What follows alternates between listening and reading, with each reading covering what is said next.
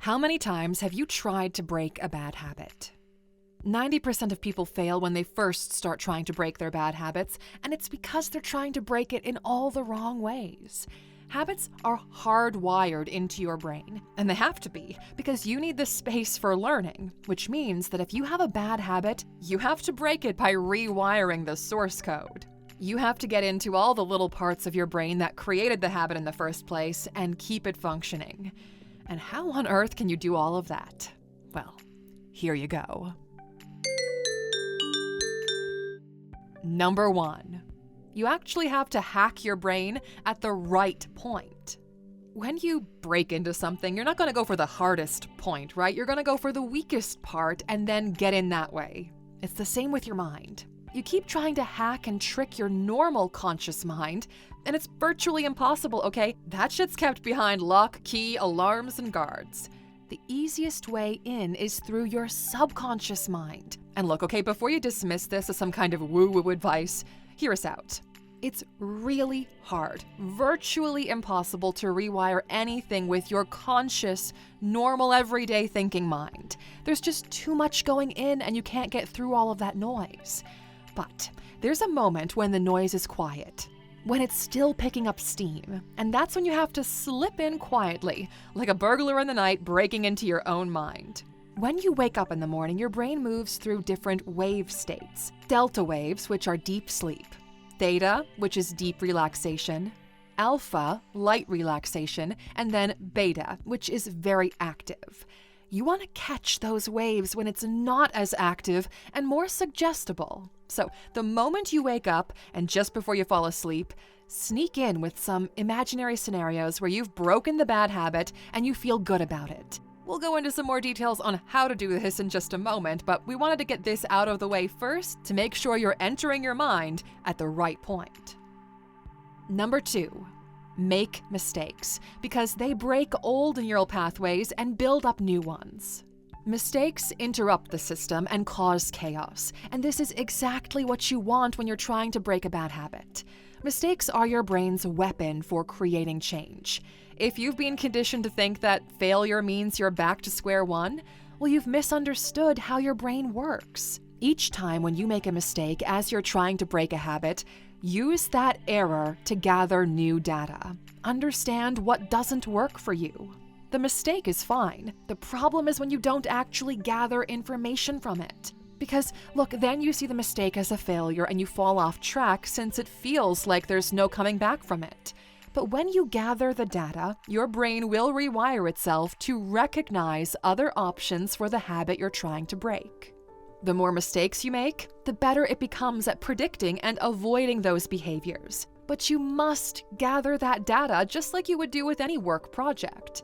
What caused the error?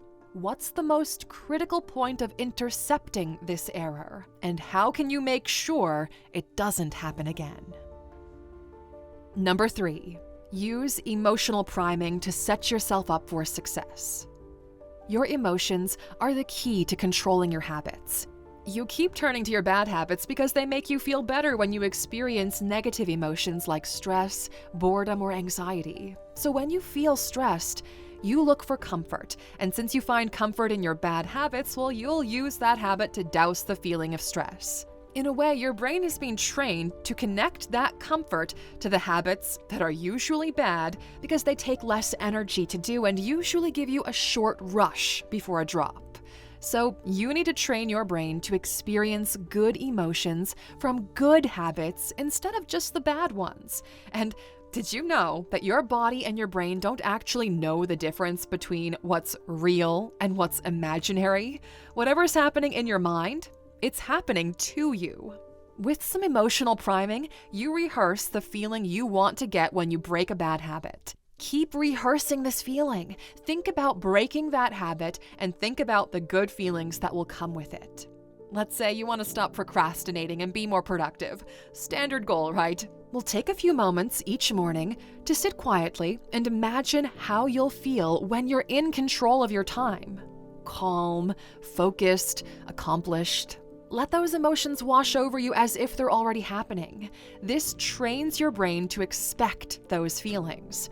Over time, it'll begin to associate new, healthier behaviors with the positive emotions that you've primed, so it's easier to follow through on the actions that will get you to your goals. Number 4, mentally rehearse specific actions for success. Now that you've rehearsed the emotions, you have to rehearse the action. In your brain, habits are just neural pathways that are connected to each other. It's like dominoes all falling in the same direction each time because of the way they've been stacked. They're all connected because they're on the same pathway. Now, when you mentally rehearse the action of breaking a habit, you take a different route, and that creates new neural pathways. You're moving the dominoes so they all fall a different way instead. Rehearsing the action takes a little bit more practice and energy than the emotion because, well, instead of imagining a feeling, you have to imagine a whole scenario. It's like you're creating a short film in your mind. You'll have to think of all the steps you have to do, outside obstacles you'll have to overcome, and how to play devil's advocate to the excuses that you'll inevitably come up with. Now, we just mentioned before that your brain and body can't actually tell what's real and what isn't. If it's happening in your mind, it's happening to you. Okay, cool, but what does that even mean? So when you imagine the action you want to do, like breaking a bad habit, it's as if you've already done it, and now you have new neural pathways that are in your control. You've got a blueprint, which makes the physical changes a whole lot easier to achieve. Number 5, don't force change with information about how bad your behavior is. If the first thing you do when you're trying to break a bad habit is to learn everything you can about how bad it is, you're never going to succeed. You already know it's bad, okay? That is why you're trying to break it in the first place. You can't think your way out of a bad habit, and you can't shame yourself out of it either. Because the more you focus on your behavior, the more comfortable you get in that guilt and shame that comes with it. So stop learning about how bad it is for you, okay? It's not helpful. You're targeting the completely wrong thing, and you're not going to make progress that way. When you focus on how bad something is, you're activating guilt, shame, and anxiety, which actually triggers more stress, the very emotion that reinforces these bad habits. So shift your focus to what you gain by letting go of the habit. Frame the change as something you are gaining, not something you are losing. The less mental energy you waste on berating yourself, the more you'll have available to build the habit that will actually serve you better. Number 6, take the power back from your body's automatic reactions. When something becomes a habit, you're no longer in charge of it. But that's kind of a good thing. It's your brain's way of saving energy. It's a great tool when you've got good habits because you won't have to hype yourself up for them every time you do something. But it's not so great when you've got bad habits. That's when you need to show who's actually in charge. Your body becomes conditioned to respond to certain triggers. It acts before your conscious mind even has a chance to catch up. So you have to show them who's boss by interrupting yourself at the most unpredictable times. When you're sitting comfortably on the sofa watching TV and you've got this vague thought about getting up and doing some cleaning, and your body and brain both say no, you have to step in and say yes. You are not the voice in your head, okay? Every time you find yourself mindlessly doing something you usually do, driving, walking the same route, ordering the same food, kick down that door, take control, and make a random but powerful change. Number 7, use routines to rewire the code. In neuroscience, there's a saying that goes, nerve cells that fire together wire together. So the more you perform a habit, the stronger the actual neural connections in your brain become. It's like a code that's written and hardwired into you. You have to go in and rewrite that code. Your first step is to find the strongest connection in that code and break it. It's basically the middle point where you think of doing something and your brain goes into autopilot mode. Now, usually you'll wake up from that state once you've performed your sequence, but you have to wake yourself up before that. The most effective way to do this is to change the place where you perform that habit. It's the quickest and easiest way to upset the balance and comfort that you feel from your usual sequence of actions. Like, if you usually eat in front of the TV, you gotta change where you are, and every time you eat, you do it at the dining table, even if you're having a snack. If you feel like you're drinking too much beer or wine in the evenings when you're sitting on the porch, well, take that glass to the storeroom or bathroom and drink it there. It sounds kind of funny and weird, but changing that space and taking the comfort away from it will make your brain wake up and go, "What the F? This is weird, not fun, let's do less of this." It sounds stupid simple, right? But you'll see just how uncomfortable and weird it feels when you try to do it yourself. And yes, that's partly because you've put yourself in a strange place, but mostly it's because that place is uncomfortable and the opposite of what you're looking for in the moment. Number 8, find the emotional triggers behind the habit. Every bad habit is fulfilling an emotional need that you're lacking. But what are you lacking?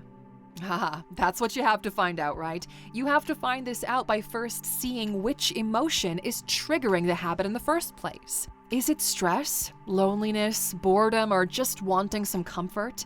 Take a step back and notice what's going on before you indulge in that habit. Are you feeling anxious? Overwhelmed?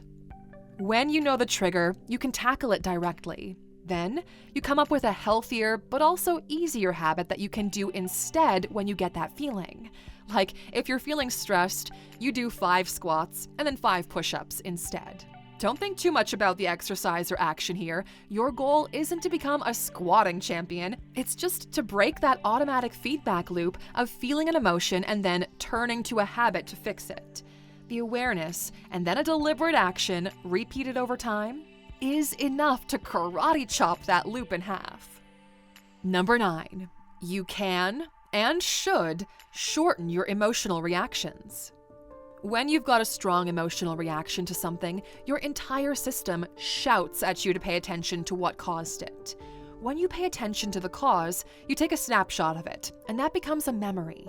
Then the neurological moves into the chemical. The snapshot, or memory, gets attached to an emotion, and when you remember the snapshot, you feel that emotion too.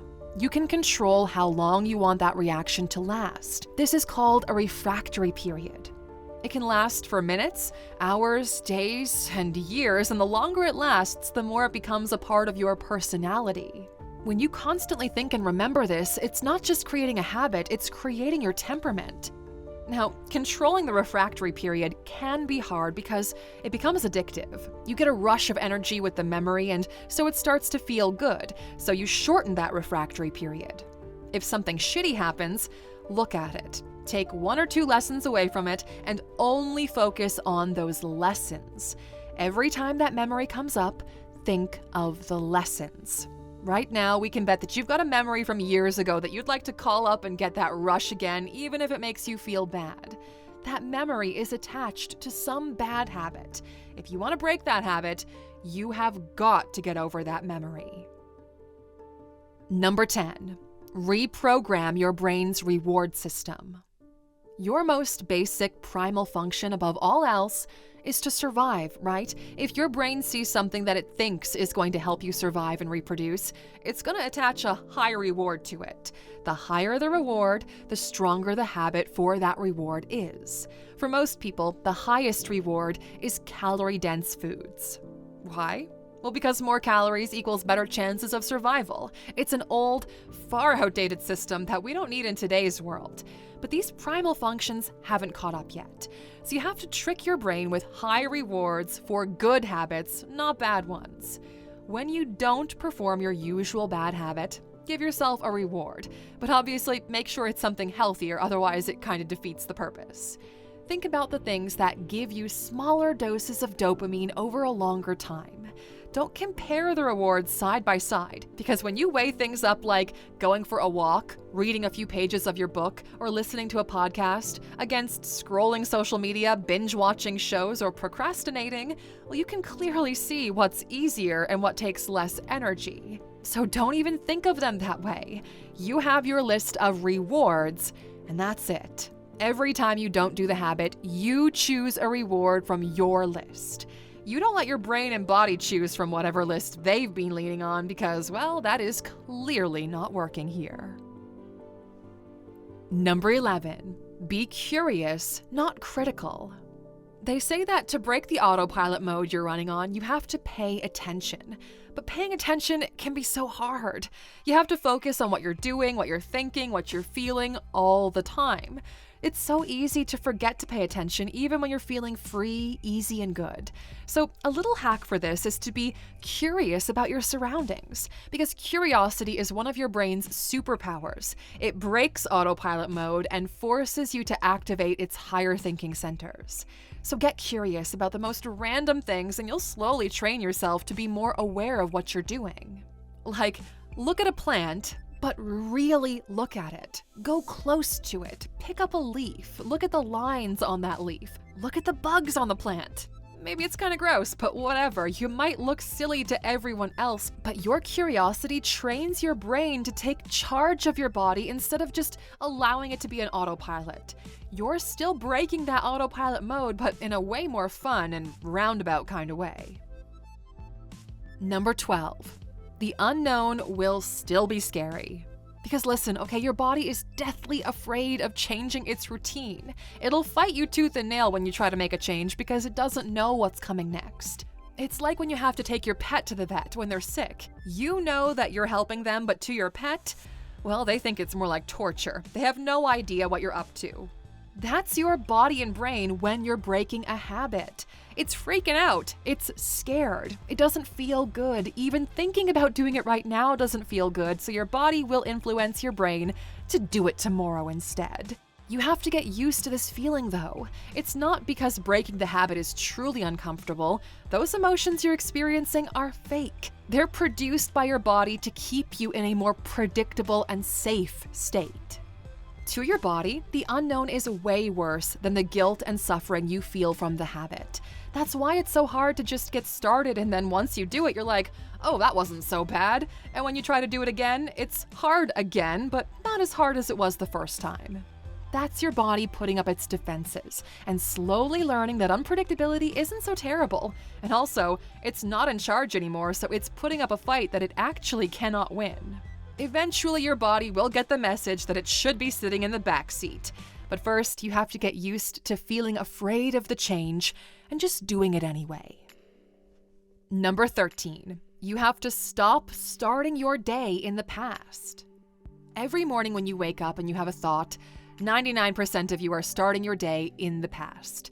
That thought is connected to a memory, and that memory is connected to a feeling, and so when you think about that and you remember and feel it, you're literally reliving that event all over again, and you're doing it the moment you wake up. It's crazy, okay? You can minimize this incredibly powerful force just by focusing on what you're doing right now and making yourself sound like a toddler who's just discovering the world. Oh hey, I'm waking up. There's my feet touching the floor. And as you narrate these small present moments in your mind, you can begin to add some future stories in there too. Like, I've got a meeting today about the state of customer service. I've prepared everything, so let's just get to it. Hey Lexer, we know this sounds childish and at times, well, way too simple. But your complicated brain is actually controlled by pretty simple motives. And yet, it's actually because these motives are so simple and easy to ignore that we even struggle to take back control at all. Number 14. Don't wait for something out there to change. Joe Dispenza, an author and expert in mind-body connection, he says that one of the most dangerous lies that people tell themselves is that they'll change when something else changes. So they'll break a habit when some other situation that is causing them to stress out ends. The end of that situation is not going to change your habits though. In fact, it makes it harder because you're delaying that change, and the more you perform the habit, the harder it is to break. You're also still going to experience stress even if it's in a milder form. Your body isn't going through the motions because of that external issue, it's doing it because of an internal feeling, and you're going to have that feeling for most of your life to different degrees. You absolutely cannot wait for someone else, for another situation, for another day. It has to start now, okay? Even with the smallest change. And number 15, meditation and mindfulness will fast-track everything. You'll notice that so many of these hacks need you to go into your mind and intentionally change what's happening in there. Many of them are tools in meditation and mindfulness. You don't have to practice them to use these hacks, but if you do, it will help a lot. With these hacks, unlike with traditional meditation, you're not sitting in silence for ages watching your thoughts go by. You are actively creating new thoughts and situations. So it's a little bit more entertaining for sure. But having the control over your mind that meditation brings can make the process easier. Then, instead of waiting for the morning or evening to get into your subconscious mind, you can put yourself into that state whenever you want, add in some experiences and thoughts, and then come out of it again. Meditation also helps you to develop metacognition, your ability to think about your own thinking. With metacognition, you can look at your impulses objectively instead of following them blindly, so it becomes much easier to break a bad habit. And the more you practice it, the more control you give yourself, so your entire personality doesn't lie in the hands of your kinda lazy brain and body. And Aluxer, that's a wrap on this one today. Tell us, what's your favorite Jedi mind trick for breaking your bad habits? We always love hearing from you in the comments. We'll see you back here next time, my friend. Until then, take care.